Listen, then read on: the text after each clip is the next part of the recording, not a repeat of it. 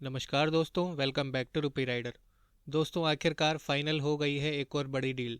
Tata group ने Temasek से Tata play में उसकी हिस्सेदारी बायबैक कर ली है। टाटा ग्रुप ने देश की सबसे बड़ी डीटीएच कंपनी टाटा प्ले में अपनी हिस्सेदारी बढ़ाकर अब 70% कर दी है। ग्रुप की होल्डिंग कंपनी टाटा सन्स ने टाटा प्ले में सिंगापुर की कंपनी मसेक की पूरी हिस्सेदारी खरीद ली है।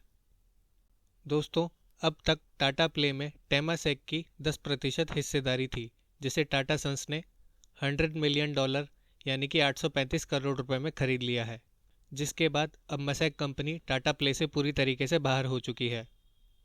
हालांकि दोस्तों, बड़ी बात यह निकलकर सामने आ रही है कि इस डीटीएच जाइंट की वैल्यू $1 बिलियन आंकी गई है, जो इसके पिछले $3 बिलियन के वैल्यूएशन से काफ़ी कम है। यह डील टाटा ग्रुप के लिए बेहद खास मानी जा रही है, क्योंकि salt to software conglomeration media and entertainment sector में यह इकलौती कंपनी है। दोस्तों, रिपोर्ट्स की माने तो 21 मिलियन सब्सक्राइबर के साथ देश की सबसे बड़ी डीटीएच फर्म मानी जाने वाली कंपनी टाटा प्ले ने इस डील की जानकारी मिनिस्ट्री ऑफ इंफॉर्मेशन ब्रॉडकास्टिंग को दे दी है। हालांकि दोनों ही कंपनी टेमासेक और टाटा प्ले दोनों ही कंपनी इस डील को लेकर कोई भी कुछ भी अभी बोलने से बच रही हैं। दोस्तों, आपकी जानकारी के लिए बता दें, टाटा प्ले में सिर्फ टेमासेक की नहीं, वॉल्ट डिज्नी की भी हिस्सेदारी है। कंपनी में वॉल्ट डिज्नी का भी 30% स्टेक है। और दोस्तों, टाटा प्ले से टेमासेक की विदाई के बाद अब यह कंपनी वॉल्ट डिज्नी के बीच का एक जॉइंट वेंचर बन गई है। और दोस्तों, ये भी माना जा रहा है कि अब वॉल्ट डिज्नी भी टाटा प्ले से अपने हाथ पीछे खींच सकती है। रिपोर्ट्स के मुताबिक टाटा सन्स और वॉल्ट डिज्नी के बीच हिस्सेदारी को लेकर बातचीत चल रही है।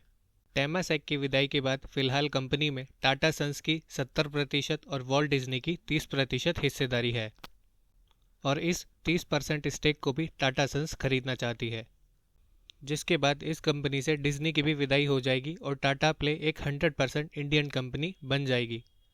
US entertainment firm Walt Disney का कहना है कि उनकी इस साझेदारी से बाहर आने के पीछे की वजह यह है कि डीटीएच डिज्नी के लिए एक नॉन कोर बिजनेस है, इसलिए कंपनी भी टाटा प्ले से बाहर निकलने की पॉसिबिलिटीज़ तलाश रही है। वॉल्ट डिज्नी कंपनी में अपनी हिस्सेदारी आईपीओ के जरिए कम करना चाहती थी। सेबी ने मई 2023 में टाटा प्ले के आईपीओ को मंजूरी भी दी थी, लेकिन बाजार की चाल और डीटीएच इंडस्ट्री की चुनौतियों को देखते हुए आईपीओ लाने के प्लान को उस समय पोस्टपोन कर दिया गया था। टाटा प्ले ने डीटीएच मार्केट में अपने पांव जमाने के बाद ओटीटी मार्केट में भी कदम रखा था, और टाटा प्ले ने अक्टूबर 2022 में अपने सभी ग्राहकों के लिए OTT content aggregation platform Tata play binge launch करके ओटीटी दुनिया में एक ग्रैंड एंट्री की थी।